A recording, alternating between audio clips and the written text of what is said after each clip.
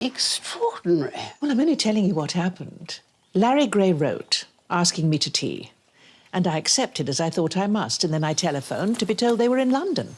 And today, I got this. Dear Mrs. Crawley, events have overtaken us, and we are not now free to keep our engagement. Yours, Amelia Gray. How peculiar. Amen. What does Dickie say? Nothing. I know he went with them to London, but I haven't heard a squeak since they got back. Well, that settles it. I mean, you spared him in his den. Won't that encourage him?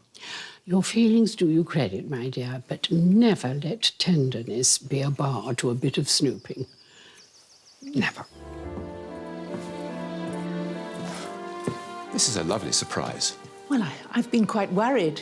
You've kept so quiet since you got back. How did you get on? Oh, I didn't like to bore you until I knew the whole story. What whole story? Please? I haven't been feeling too well lately. I've been very tired, and I've had a rather sore tongue. Sore tongue? Odd, isn't it? And then I started to get a sort of tingling, I suppose you'd describe it. Well, why didn't you tell me any of this? Oh, I didn't like to bother you. Well, I'm bothered now. Well, anyway, Amelia carted me off to a frightfully grand doctor in Harley Street, and it seems I have anemia. Oh, well. It's a bit of a nuisance, and you have to fuss about your diet, but you'll be fine. Not quite. It's pernicious anemia. They ran some blood tests and telephoned with the news on Monday. I'm not too downcast. I've had a good innings, seen and done a lot in my time.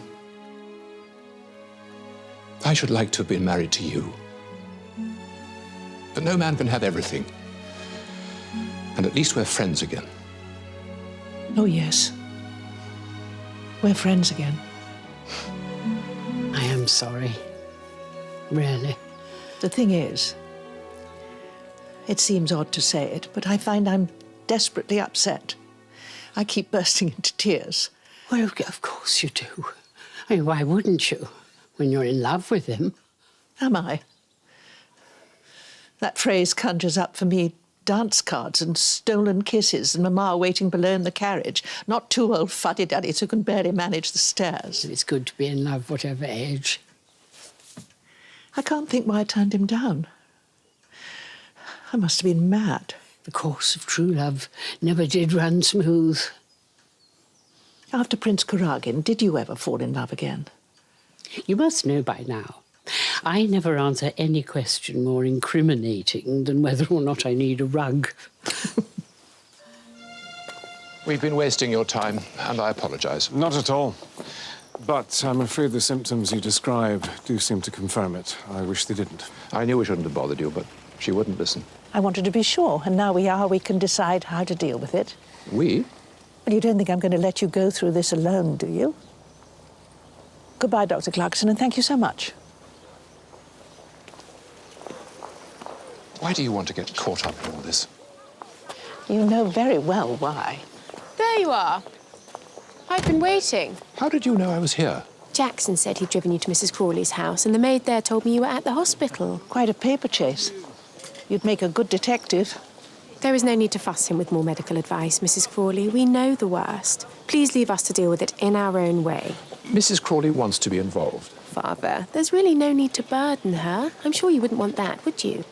Well, not burden, but if she Help was... his lordship into the car. My lord. Leave us alone, Mrs. Crawley. Just leave us alone. That's all I ask. All? It's a great deal. Of course, when you thought you were going to be saddled with him for years, I was a necessary evil. But now that he Heavens, is that the time? Good day, Mrs. Crawley.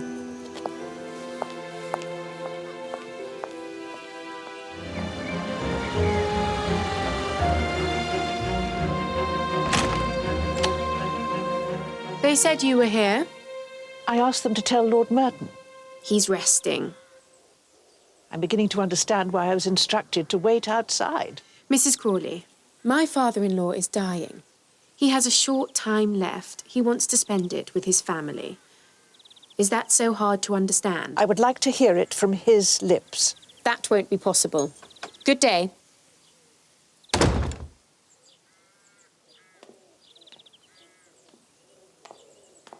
Now, please tell me more. Did Mrs. Gray actually throw you out? Well, she never let me in.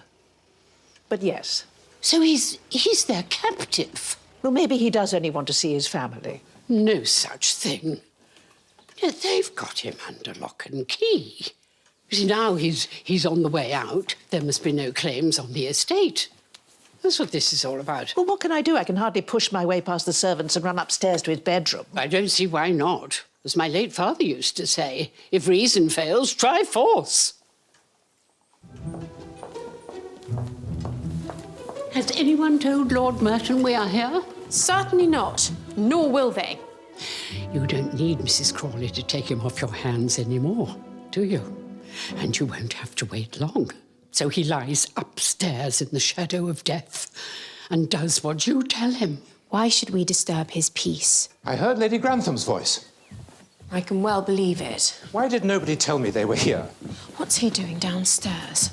He caught me unawares. And why have you stayed away? She didn't stay away. She was denied entry. What? Is this true? Of course not. Right, here's what we'll do. We'll go up now and speak to your valet. He can take everything you need to my house this evening. Father, this is all unnecessary and unpleasant. Might I suggest that we... No, I've let you steer us long enough. In future, I'll look after your father. Surely it would be No. better for us... Larry, as my son, I love you, but I've tried and failed to like you. Will you please leave me to get on with what remains of my life? But this is your home. Not anymore. Take it, and may you have joy of it. And furthermore, I intend to marry him as soon as it can be arranged. This is ridiculous. Father, Mrs. Crawley wants to take you away from your son and your family and kidnap you into marriage. What do you say? How perfectly marvelous. And who can argue with that?